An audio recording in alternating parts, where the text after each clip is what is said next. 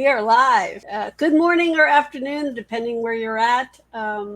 We're here today. We're going to talk about passwords with Natalie. She's a cybersecurity expert, and she's going to tell us all about why you need passwords and how to create a good password and all the things you need to know. So go ahead, Natalie. Let's just want to hear a little bit about you. Oh, sure. So I am the founder of a company called Cybersecurity for Humans, the non-techie kind. And the reason I started this company was because all of the cybersecurity that gets focused on is the technological stuff. And yet 95% of all cyber breaches can be traced back to something what we call the human factor, what human beings do or do not do that they're not supposed to do or they are supposed to do, right? And so the company is just really focused. What we're focused on is making sure that people do the right things. We've got master classes to teach you, for example, how to really take care of your passwords, putting together, we've got some classes that are available, some courses online. Right now, I've got cybersecurity for business. I've got a bunch of others in the pipeline that are going to be more specific towards particular industries. So that's basically what we do. And the goal is to make, actually, the most important thing is the goal is to make cyber, because I know that people hear the word cybersecurity and they immediately get bored and overwhelmed. And it's actually a really interesting thing because it really requires the social engineering is involved and how people act and what things are going on. And so, what I'm trying to do is to make cybersecurity interesting and fun and sexy enough, because there's always some really good, fun stories that people are going to take it seriously and remember what they need to do. It's really not that hard, but it's new for a lot of us. Yeah, that sounds great. Yeah, I know that cybersecurity is something that people don't like to think about, and yet it's so important. Sometimes it's the smallest things that make the biggest difference. Like great passwords. Like great That was passwords. a great segue, Eileen. Is great passwords. It's yeah. So what is a great password? So a great password is one, frankly, the best passwords are random, right? They're a combination of random capital letters, lowercase letters, numbers, and characters. And the reason they're so good is it becomes really hard to predict that. And especially the longer they are, really what I recommend is 16 or more characters. And the reason for this is that it's really, really complicated, right? Like if you've got a password that's only 6 or 8 characters long, then it's just a matter of time before somebody's able to figure all that stuff out. Less than if it's random letters and numbers, but it's still a lot easier than when it's really longer. The next kind of passwords would be useful, and also I think it's almost easier to talk about what makes a bad password, right? So what's a bad password? Yeah. What's a bad password, right? Yeah. A word. Any word that is in the dictionary, if you can find it in the dictionary, that's a bad password. Any phrase that makes sense is a bad password. I love my 3 boys is a phrase that makes sense, right? I'll just come up with one off the say. Let's see. Blue sloth nose rings is kind of weird, right? Like it's a better password. It's not great because nose ring would go together. But you start putting together words that don't make sense when you're reading them. They might have significance for you, but they're not obvious significance. Like you never want to use like your birthday, anyone in your family's birthday, your name, nickname. The most common passwords are on the QWERTY keyboard, which is the American keyboard. That's the QWERTY. Those are the first letters on the top left side. ABC 123. Password. I don't know why people think they're being so clever when they use the word password for their password. Admin. There's just like this long list, but if another one that's really popular is like Q1, W2, E3, R4, right? It's like immediately going up and down on the thing. So anything that's really obvious, the ones that are really common, if it's easy on your keyboard, if it's easy to say, and those are the ones that are just in English. Like I'm sure in other languages and on other keyboards, it's the same problem. having the word password one with an exclamation point is not it's not particularly, but people are like, hey, yay, that's like I'm clever because I've used a one and an exclamation point. Yeah, that doesn't work either. So Right. So if you have these long passwords, 16 characters is pretty long. How are you going to remember all of those? And can you, if you have one of those kinds of passwords, can you use it on everywhere you go? Because now it's a safe password, right? right now it's a safe password. It's like my mother who goes, but my password, they always say it's strong, and I was like, yeah, but it's the same strong password you're using on everything that you're using, right? Um, so the best way to do this is the best practice, and the reason why this is so necessary, I'll tell you a story in a second, is that passwords need to be unique for each website. And so you don't want like that character, that list of 6 or 10 or 12 or whatever things, and then at the end of it write Amazon, because that's my Amazon password, and Google, because that's my Google password, or Gmail or something like that, right? You want something completely different for each one. And there's a lot of ways to save these. Pen and paper, not a super popular idea, because if somebody ever breaks into your house or you lose that piece of paper, you're screwed. Definitely not on a list of I just found out a consulting firm of 15 people, they keep all their passwords on a shared document, because that's not, that's not dangerous at all. I nearly had a heart attack when I found that one out. Basically, you want to use a password management program, and that would be something like LastPass or Dashlane, or there's so many of them out there now. But you want to use something that is going to, and the advantage to those is they do an autofill, right? They'll generate the crazy password for you. I literally don't know what my passwords are because they're all weird. And then they generate the password for you and they use it. And then when I get to the website later on, they'll autofill. And if they don't autofill, I can just quickly look it up and copy and paste and put it in. And this way you don't ever have to, it's another thing, right? Something like a password management keeps you from having to worry about key logging, which is a form of malware, which tracks every move that you make on your cursor, on your language.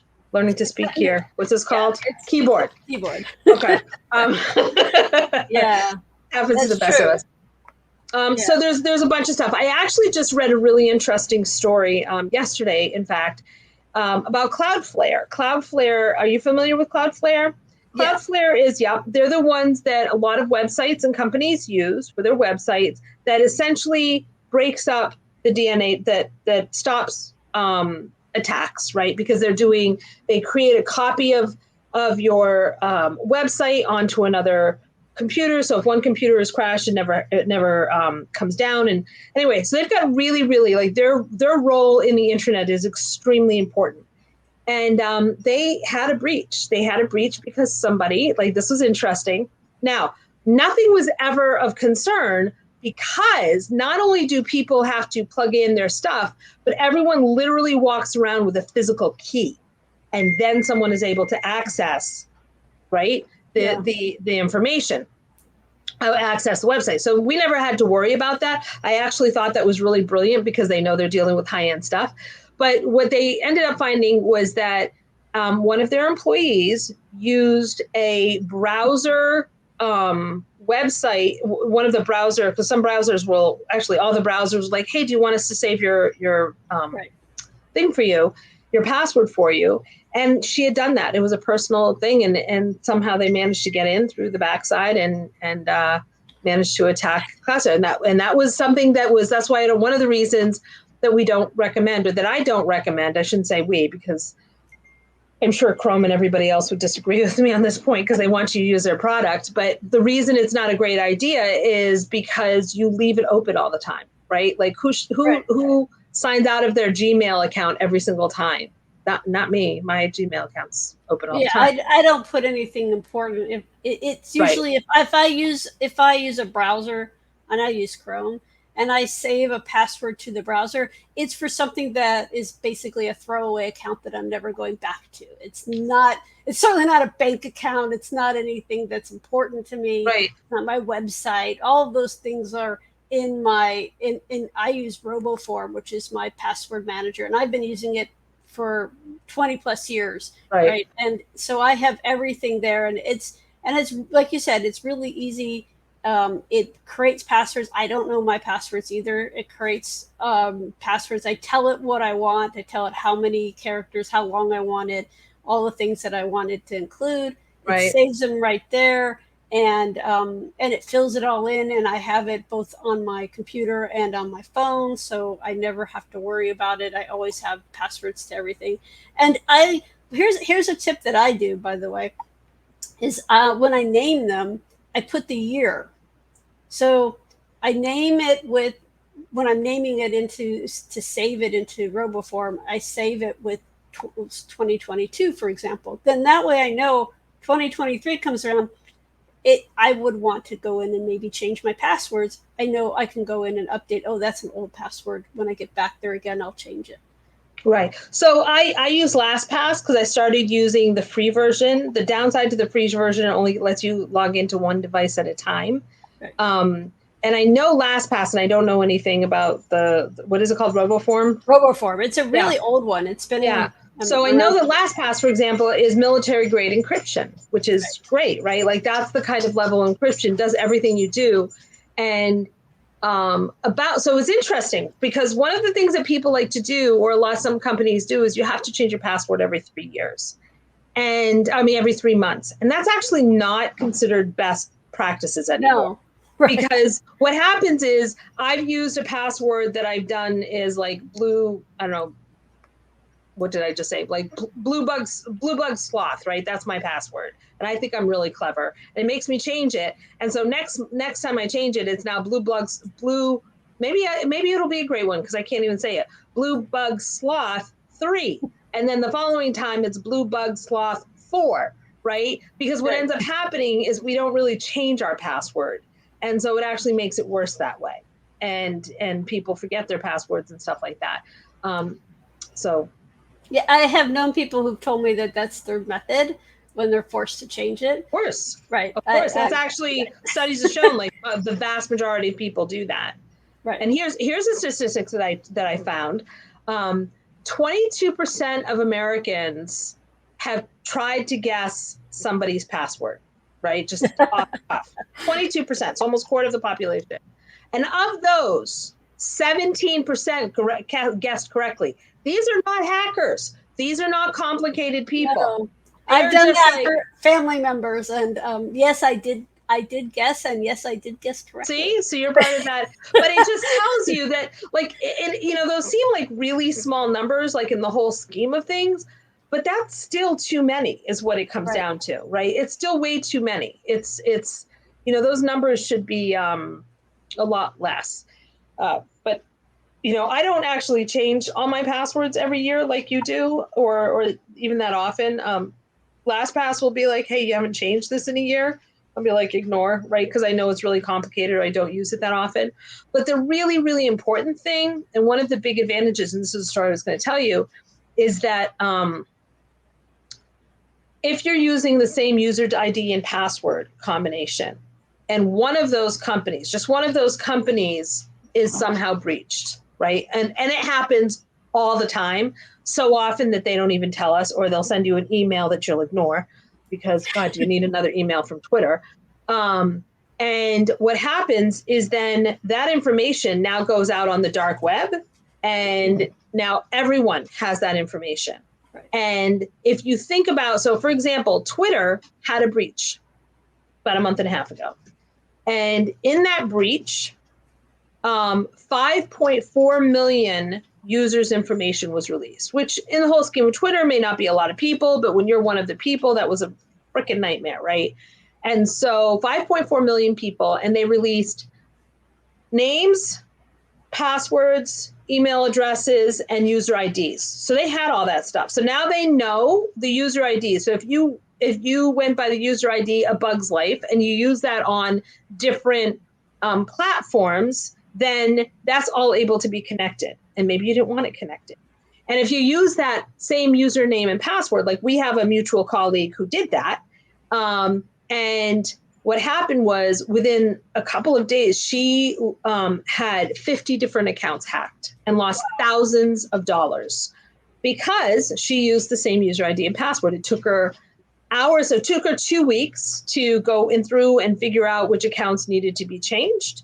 And then and hours on the phone with the banks and stuff to make sure that she got the money back. And she actually she didn't get it all back, and she permanently lost at least two social business social media accounts. That's I do. I know people who've been hacked too. I had a client who was hacked on Facebook through her Facebook ads. So she hadn't even used it. She'd used it maybe like a year or two before. She hadn't used it in a long time, but somehow someone was able to hack in through there, and from there they were able to actually get to her bank account. And they went after quite a bit of money. Yeah. And I mean, she was fighting that for a while. I don't think that she was able to get all of her money back either.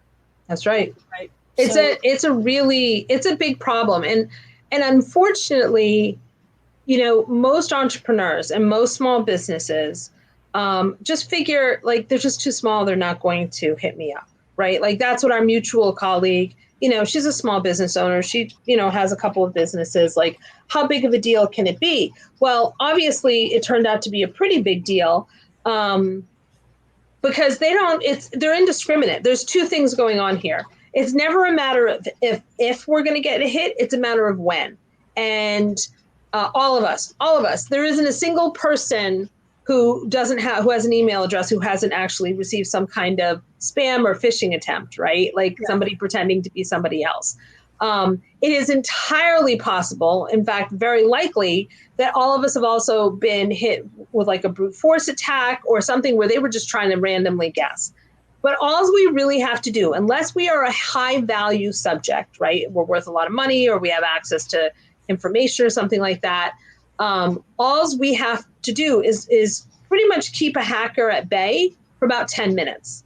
After 5 to 10 minutes, if you're not easy to break into, they don't want anything to do with you. They'll just move on to the next person. Why waste time on me why waste time on you when I use all the same passwords and they aren't complicated and they can get into my account? Like, right. They're just looking for the easy one, right? They're looking for the easy one because there's plenty of low hanging fruit. Right. There's plenty of, and we know this because you look at like when you see the scammer stories and stuff like that, somebody was sending, $17,000 in cash. You're like, who would do that? Well, people would because they're naive. They feel they know the best. They just don't think it's really that big of an issue. So yeah, I have friends who were in the, I don't know if you've heard of the Zelle issue. So where people pretend to be from the bank and get you to put in your information, and Zelle sends cash literally from your bank to wherever, and lost thousands of dollars, and then went back to the bank, and the bank's like, not our problem, right? And you have to fight the bank. And now there's been a number of people complaining about this, and it's basically impersonating someone and saying, hey, give me your information. Don't give your information to anybody. Ever. No bank is going to ask you for your login, your password information any which way. They're not going to ask that information. They never do. Do you remember, was it last year during the pandemic? I think it was GoDaddy sent out a phishing email to its employees. Right. And the phishing email was, hey, we've done so incredibly well this year. We know everything's tough. We're going to give each of you $600. Put in your name, social security number, and your bank information, right? Like all the private information. And of all their employees, something like 600 people responded. It was some crazy ass high number. And only a handful actually reported it as potential spam, as potential phishing attempt. Now, there's a couple of things with that. First of all, why would your employer ask you for information they already have? Exactly. Right? And people were so upset with GoDaddy for doing this. This is so mean. Why would you do this during a pandemic? Blah, blah, blah, blah, blah, right? Like, they were just like, that is just so cruel. You embarrass people. You made people feel bad about themselves. But what GoDaddy did is it protected those 600 people who were dumb enough to submit that information. Right? Like, GoDaddy wasn't going to get screwed over this. They lost, if somebody had accessed their bank information, they weren't the ones who were going to get hit because it wasn't them, right? I mean, it was them, but it wasn't them. So it's a really interesting thing. Like, the thing to look for, I've been getting a ton of smishing messages. You know what smishing is? No. It is spam for the phone. Oh, okay. And Oh, so yeah. I get a lot from banks I don't bank with saying that there's a problem with your account. Click here to get it to fix it. I get these text messages all the time. And for banks I've never ever banked with in my entire life, and I'm laughing. I go, And then I get some that say, oh, your Amazon package is running late. Click here to get more info. And that's kind right, of scary, right? Because we pretty much all of us buy something from Amazon at some point. right. So this one Right. says, yeah, Yeah, it's we've scary. locked your Amazon account to unusual activity. Right. New login in from Mozilla Firefox, right? So I've got this up. They give me a thing from an IP address from Russia, which of course Amazon wouldn't even try to tell that. Your system is locked, and then you go through the entire thing and unlock. Please verify your identity below. And I obviously did not do this, but I'll tell you that once I clicked through because I wanted to see what was going on, and I videotaped it. And at the bottom, one of the websites that passed through was a .ru website. Ooh. Yeah. So, they're saying, "Hey, the Russians are trying to hack your account." No, the Russians are hacking you. Like they're pretending they're not them to do this, right? And it's they are the Russians who are hacking you, right? Right, and but if you look at the web address, sometimes it'll say Amazon dot something, right? They'll make it up, or this one in case says dot sound soundestlink.com. With a whole link that goes through it. So I'm sure if I click through, it's going to look super legitimate. But you happen to know. So it's getting really bad, and it's only going to get worse. It is a $6 trillion business. Cybercrime is costing. The value of cybercrime is more than all the natural disasters and the drug trade in the world. That's scary. That is terrifying. But that also means, right, it is no longer that like lone hacker who has no life living in his mom's basement. Oh no. It's not even close. This is organized crime. Right. That's what I tell people. This is organized crime. There are literally, warehouses with people in there working on this. They hire people in large numbers in places where they pay them very little to hack. That's all they do. The other thing is people don't realize nation states are really big. Countries are really big hackers. And that's actually, not to completely dissect off, wander off the topic, but that ends up being a real concern when you're looking at cyber warfare, right? We've got all the best cyber powers. Very interesting to me that the US and Europe, the Western world, was insisting on changing the term from cyber warfare to cyber power. Right? There's no one's going to argue that U.S. has probably the top cyber power in the world, and Iran does not. On the other hand, if you're talking about cyber warfare, you don't need a whole lot of people to wreak havoc in the U.S. Right? It takes, and again, password issues, access issues, Colonial Pipeline. A year ago, last May 2021, we lost access to the Colonial Pipeline, which feeds gas to the East Coast of the United States. It was shut down for like 3 or 4 days. Do you remember that? I remember that. Right? Okay. And the prices went through the roof because everybody was freaking out. It was a compromised password that caused all of those problems.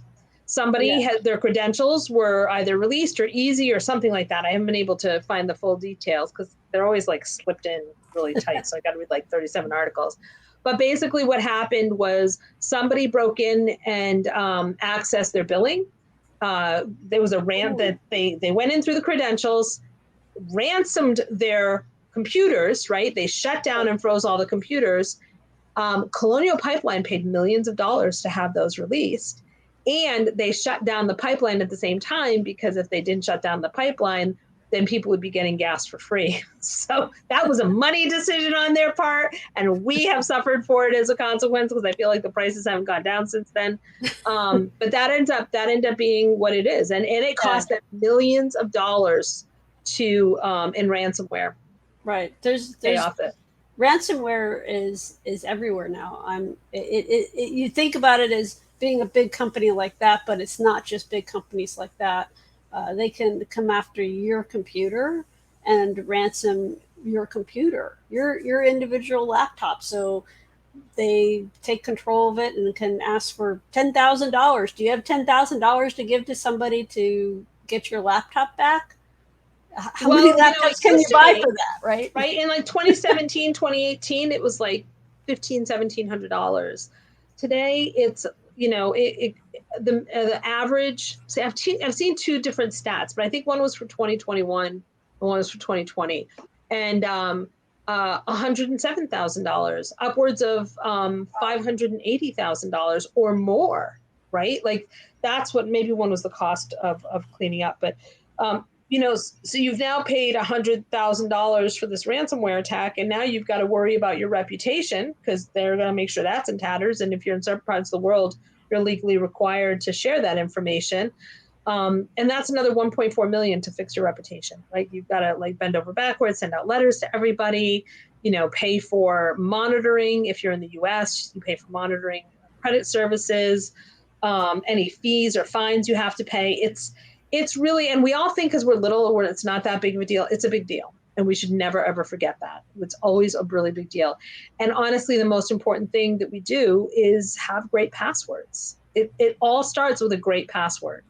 There's a lot of other stuff we also need to do, but again and again and again, I see that the problem is either people don't update that's another kind of interesting story, but how they pick your ransom, like how they're going to ransom your stuff.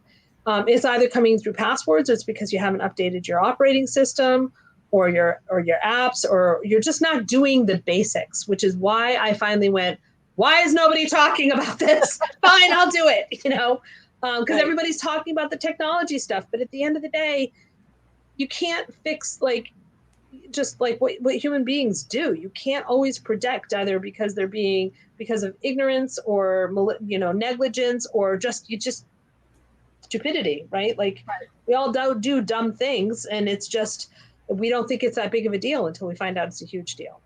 Right. I have seen some of that. I had a client whose website was hacked.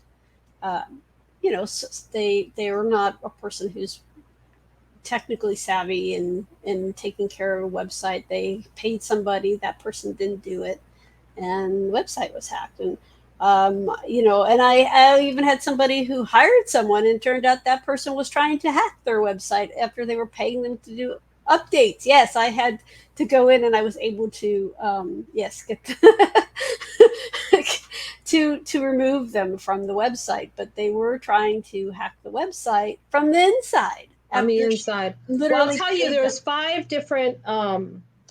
It was the reason I finally decided to get into this was about 5 or 6 years ago. I was talking to some people, and in the course of 2 weeks, 5 different entrepreneurs I worked with when I was doing consulting, 5 different people had lost access to their websites in a matter of 2 weeks. Yeah. And I was like, it's like an epidemic. Like, how is this happening, right?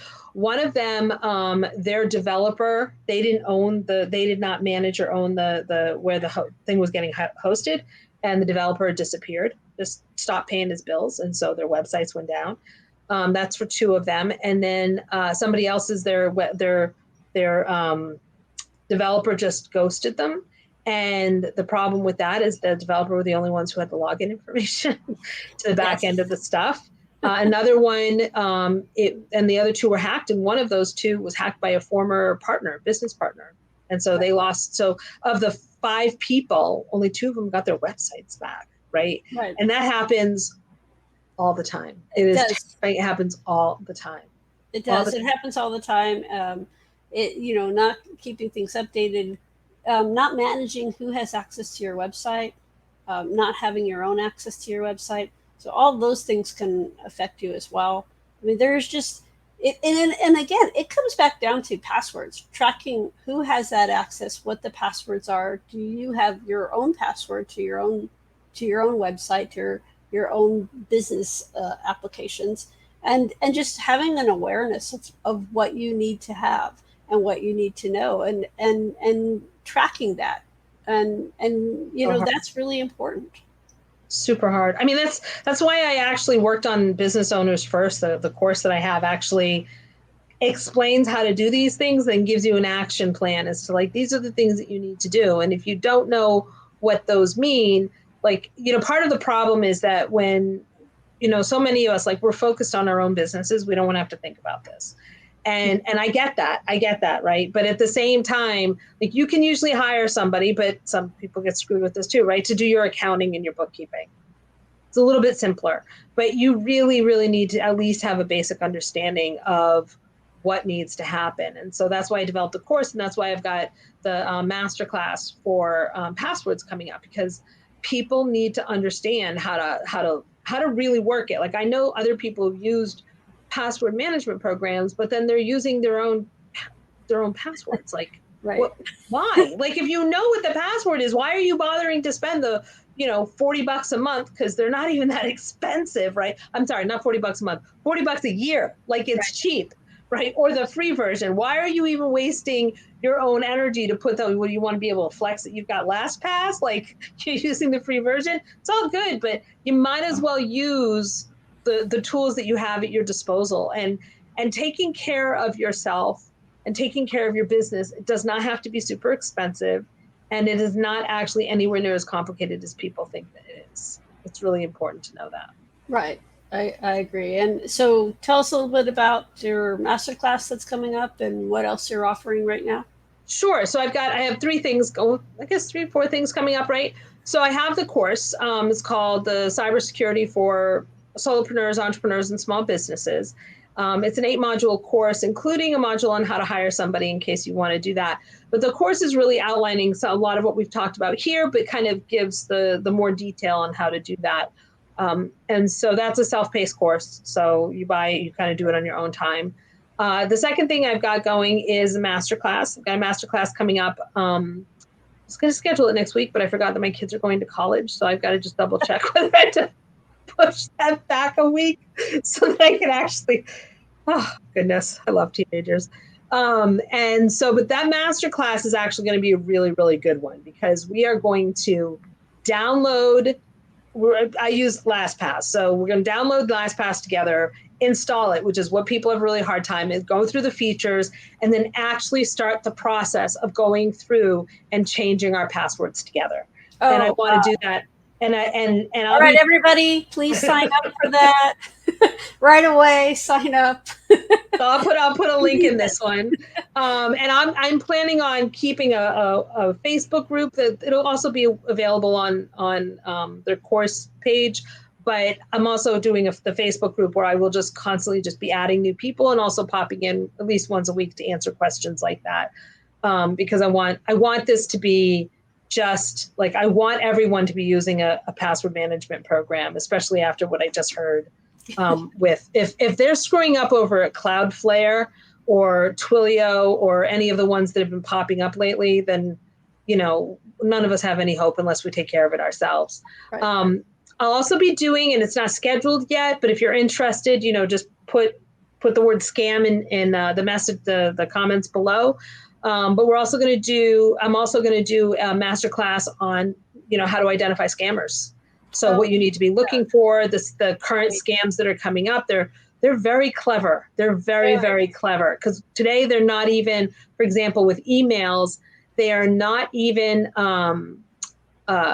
when they hack your email address, they don't even do what they used to do. It's just like, haha, I've got your email address. I'm going to send, you know, pornographic pictures to everybody that in your contact list. Like, that was the big thrill of the day. Now they study your email. They go through, they read them, they figure out what's going on, and then they pretend there's somebody else. They dump back out, create a fake email address, and pretend there's somebody else to get you to do something. So that's based on social engineering, which means they go, oh, this person, I've had somebody impersonate me because somebody else's email was hacked, and they pretended they were me. and told them to move money because she was somebody who reported to me. And she was like, gosh, that didn't really sound like her, but she trusted me to make that decision. And so she tried doing it. Unfortunately, the PayPal account that she was supposed to be sending $6,000 to didn't work. And that's the only thing that saved us. Then she was like, I have seen that scam when you're buying or selling a house. Yep. And when I sold my house years ago, I got one of those emails. I'm sure you did. And I called my realtor, who was a friend, and they said, this just seems kind of odd, and I don't know who sent this. And she's like, not us. Right. So that's why it's always like, gosh, it doesn't sound like them. Like I had one of my neighbors ask for money, and I remember thinking, this woman is so proud, and I know who she is, and she's brilliant, and she's got money. Like none of this makes sense. So I reached out to her, and she was like, well, what do you mean? And I said, I want to let you know that I think your account has been hacked. And it had been because she hadn't updated something. So that's what happened. Okay, and then the fourth thing that I'm offering effective immediately. These are bespoke cybersecurity audits. So personalized cybersecurity audits. So it's actually just on your end about a half hour, 45-minute interview, and then I will submit a report back to you as to exactly what you need to do and the steps you'll need to take to do that. So if you're a do-it-yourselfer, you get like this easy list. You don't have to learn anything. I tell you exactly what you need to do. And if you're somebody who wants someone else to do it, I can do it, or somebody else can get somebody else to help you as necessary. So. Yeah, that sounds great. Yeah, I think a cybersecurity audit is something we all probably need. I actually think so. I don't actually know anybody. It's so surprising. People go, oh my God, that's so important. Or they they flat out admit to me, oh my God, I use the same user ID and password. And I'm going, oh, okay, now that you've just admitted this on a video, like you need to have this, you need to start changing your accounts, hire me to do this, jump in on the class, do whatever you need to do. But we all just we are the only ones who are responsible for taking care of ourselves, is what it comes down to. It's fascinating. It really is, contrary to how, because people zone out and they think it's all the technical stuff. Even the technical stuff is kind of interesting, but I don't want to do technical stuff. I'm not that much of a nerd. Oh, that's not a lie. That's a lie. I am. But, I'm not that kind of nerd. I'm not believing that one. So I think it's just really important to do. It is. It's really important. And it is for everybody, but especially for a business owner. You could lose a lot. Right? You could lose your life. Like if you can do without your business for weeks and weeks on end, then by all means. If you never use the internet at all, and your business is 100% in paper, pencil, and whatever, then you don't need to worry about your cybersecurity as much. But I literally don't know anybody in 2022 who doesn't use the computer for something. You at least have an email address. Right.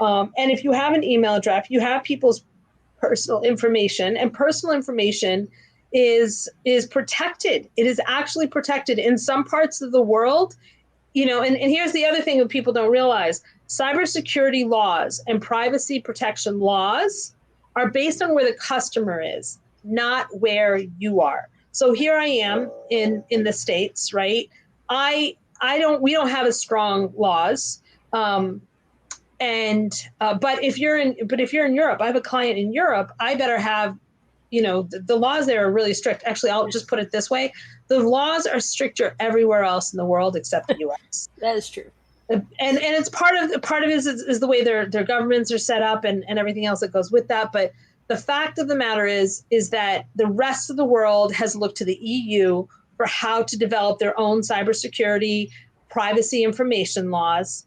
And not the U.S., because we don't really have really strong. It's not as codified. Fourth Amendment or not, But then even in the U.S., certain states have like different requirements too, right? California tends to be stricter. Some states require notification or information or paying certain fees or something like that. So, right, and so it's important to take a look as a business owner, not only with where you live, but where do your clients live, and what are those requirements, and there's a lot of different things that you need to be aware of that you might not be thinking about. Mm-hmm. Right. So for privacy laws, but this has been great. I learned a thing or two, and I hope everyone watching learned something. And please, put some questions, comments, I'll jump in and answer. and let us know what you liked about it. If you have questions, is there something else you'd like to learn about? How to connect with Natalie. She'll put some information in the comments for you. And anyway, this is great, and I enjoyed having you here. And we definitely need to do this more often. Happy to. Awesome. Thank you so much. All right, thank you.